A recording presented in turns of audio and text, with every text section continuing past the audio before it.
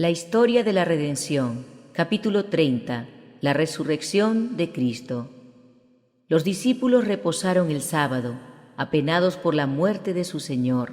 En tanto Jesús, el Rey de Gloria, permanecía en la tumba. Mientras la noche transcurría, había soldados que montaban guardia junto al lugar de descanso del Salvador, y al mismo tiempo los ángeles invisibles se reunían en ese sagrado lugar. La noche seguía lentamente su curso, y mientras aún estaba oscuro, los ángeles guardianes se dieron cuenta de que casi había llegado el momento de la liberación del amado Hijo de Dios, su querido comandante. Mientras aguardaban con profunda emoción la hora de su triunfo, un poderoso ángel vino volando velozmente desde el cielo. Su rostro era como el relámpago y sus vestiduras blancas como la nieve. Su luz disipó las tinieblas a su paso e hizo que los ángeles malos, que con voz de triunfo habían reclamado el cuerpo de Jesús, huyeran aterrorizados ante el resplandor de su gloria. Uno de los ángeles que habían sido testigos de las escenas de la humillación de Cristo y que habían montado guardia junto a su lugar de descanso, se unió al ángel del cielo y juntos descendieron al sepulcro. La tierra tembló cuando ellos se acercaron y se produjo un gran terremoto. El terror se apoderó de la guardia romana. ¿Dónde estaba su poder para conservar el cuerpo de Jesús? No pensaron ni en su deber ni en la posibilidad de que los discípulos se lo llevaran. Cuando la luz de los ángeles resplandeció alrededor de ellos, con un brillo mayor que el del sol, la guardia romana cayó al suelo como muerta. Uno de los ángeles retiró la gran piedra que cubría la puerta del sepulcro y se sentó sobre ella. El otro entró en la tumba y desató los vendajes que cubrían la cabeza de Jesús. Tu Padre te llama. Entonces el ángel del cielo, con una voz que hizo temblar la tierra, exclamó: Tú, Hijo de Dios, tu Padre te llama, sal fuera. La muerte ya no podía ejercer más dominio sobre él. Jesús se levantó de entre los muertos, triunfante y vencedor. La hueste angélica contempló la escena con solemne reverencia, y cuando el Señor salió del sepulcro, los ángeles resplandecientes se postraron en tierra y lo adoraron, y lo alabaron con himnos de victoria y de triunfo. Los ángeles de Satanás se habían visto obligados a huir en presencia de la luz resplandeciente y penetrante de los ángeles celestiales, y amargamente se quejaron a su rey de que su presa les había sido violentamente arrebatada, y que aquel a quien tanto odiaban se había levantado de entre los muertos. Satanás y su hueste se habían regocijado de que su poder sobre el hombre caído había logrado que el Señor de la vida yaciera en la tumba. Pero su triunfo infernal fue de breve duración, porque cuando Jesús salió de su cárcel como majestuoso vencedor, Satanás sabía que en poco tiempo más tendría que morir y que su reino pasaría a aquel a quien le correspondía. Se lamentó con ira, porque a pesar de todos sus esfuerzos, el Señor no había sido vencido, sino que había abierto un camino de salvación para el hombre, de tal manera que todo aquel que quisiera podía avanzar por él y salvarse. Los ángeles malos y su comandante se reunieron en concilio para considerar de qué manera podían seguir trabajando contra el gobierno de Dios. Satanás ordenó a sus servidores que se pusieran en contacto con los principales sacerdotes y ancianos. Les dijo: Tuvimos éxito al engañarlos, cegando sus ojos y endureciendo sus corazones contra Jesús. Les hicimos creer que era un impostor. La guardia romana va a llevar la odiosa noticia de que Cristo ha resucitado. Conseguimos que los sacerdotes y los ancianos aborrecieran a Jesús y le dieran muerte. Hagámosle entender ahora que si se llega a saber que Jesús resucitó, serán apedreados por el pueblo por haber enviado a la muerte a un hombre inocente. El informe de la guardia romana. Cuando la hueste de ángeles celestiales se apartó del sepulcro y se disiparon la luz y la gloria, los guardias romanos se atrevieron a levantar la cabeza y a mirar a su alrededor. se llenaron de asombro cuando vieron que la gran piedra había sido retirada de la puerta del sepulcro y que el cuerpo de Jesús no estaba más allí. Se apresuraron a ir a la ciudad para dar a conocer a los sacerdotes y ancianos lo que habían visto. Cuando esos asesinos escucharon el maravilloso informe, sus rostros empalidecieron. El horror se apoderó de ellos cuando se dieron cuenta de lo que habían hecho.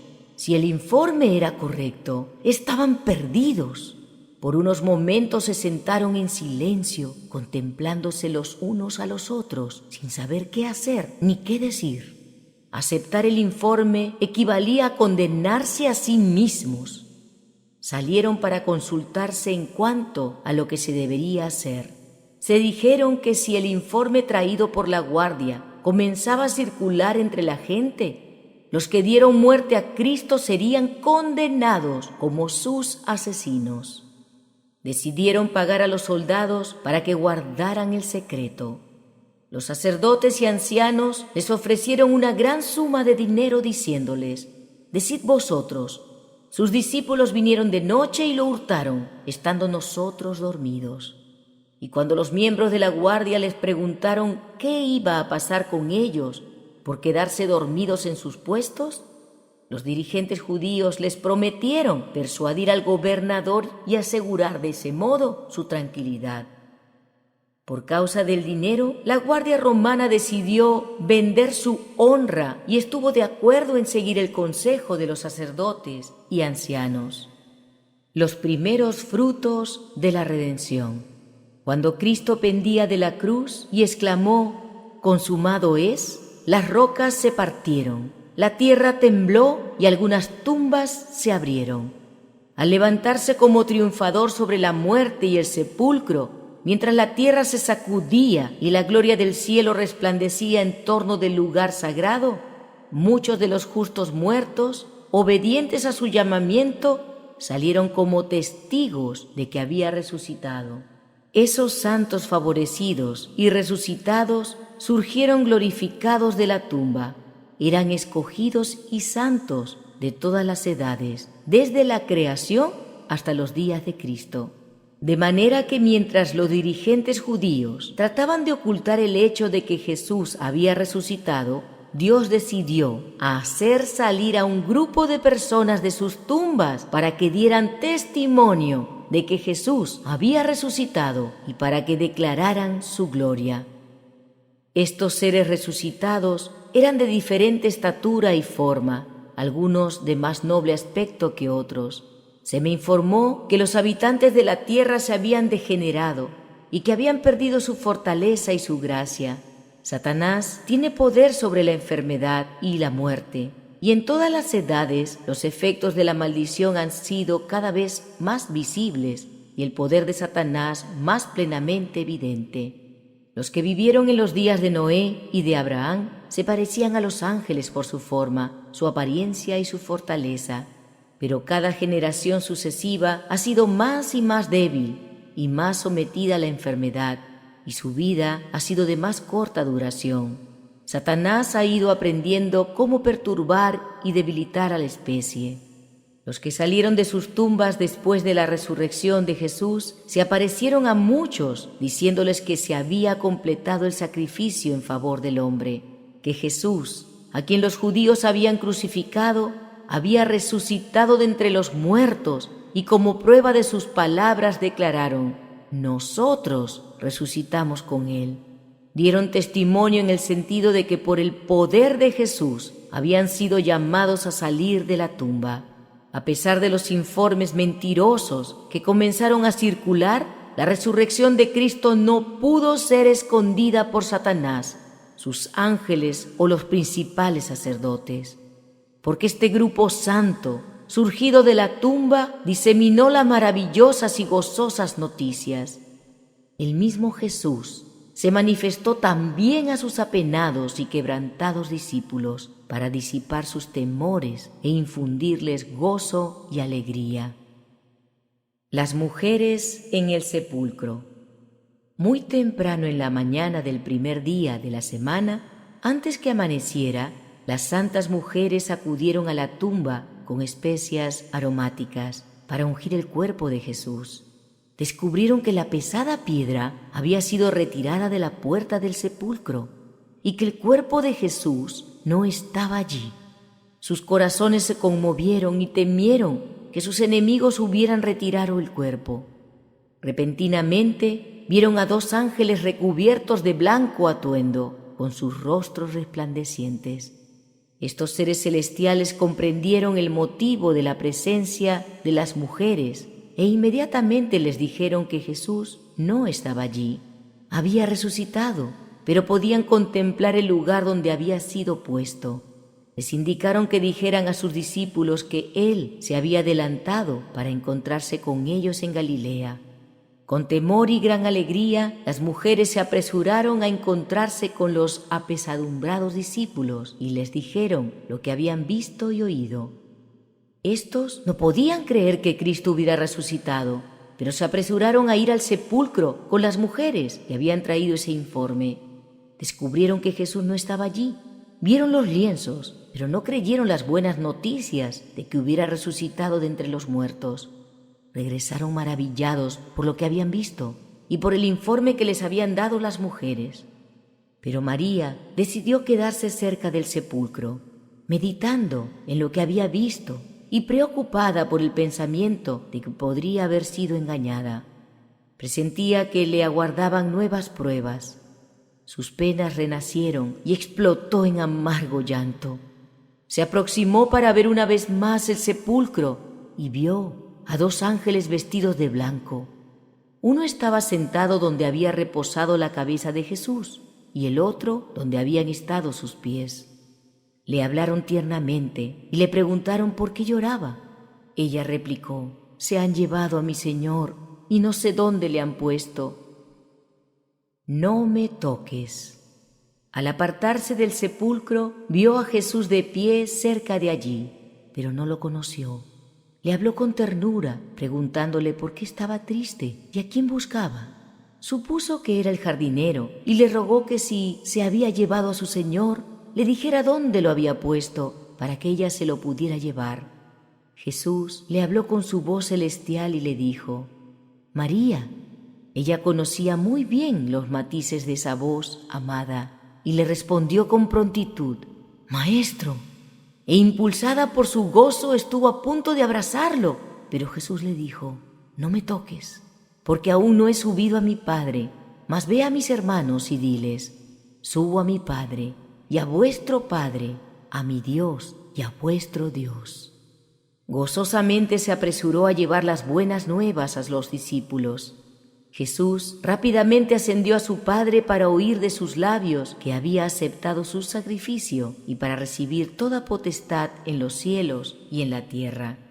Una nube de ángeles rodeó al Hijo de Dios y ordenó a las puertas eternas que se abrieran para que pudiera entrar el Rey de Gloria.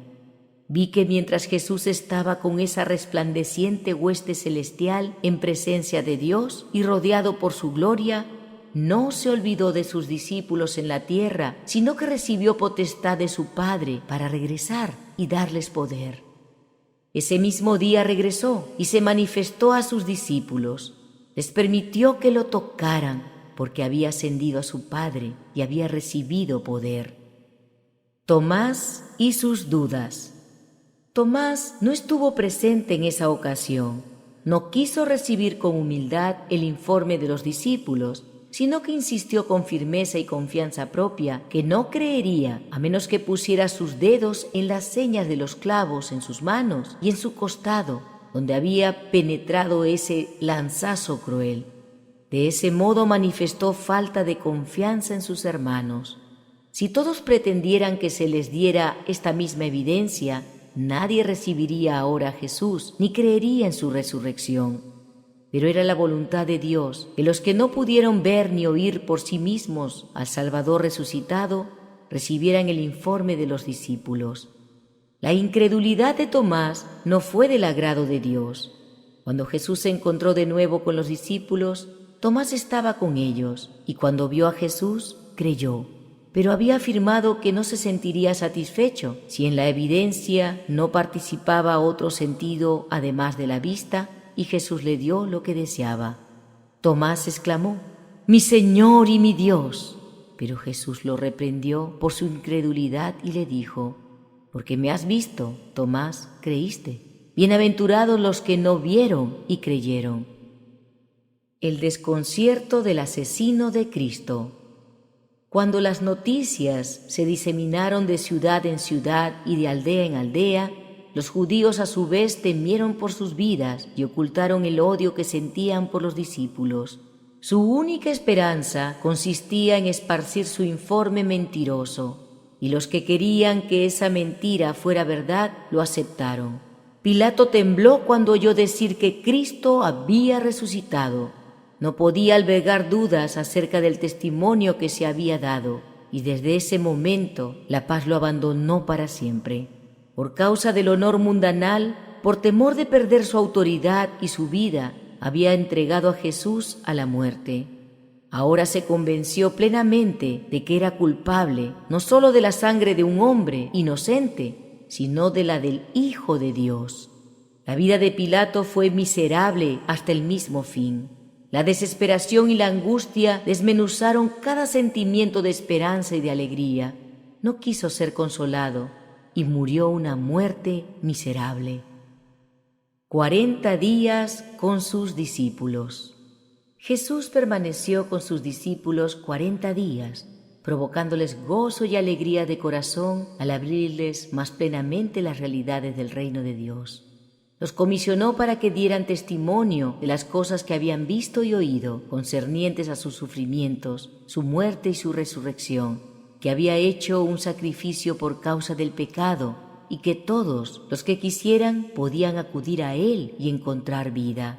Con fiel ternura les dijo que serían perseguidos y pasarían por pruebas, pero que encontrarían alivio al recordar su experiencia y las palabras que él les había dicho.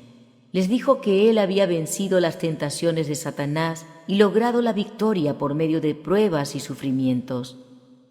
El enemigo no tendría más poder sobre él, por lo que lanzaría sus tentaciones más directas sobre ellos y sobre los que creyeran en su nombre. Pero podrían vencer como él había vencido.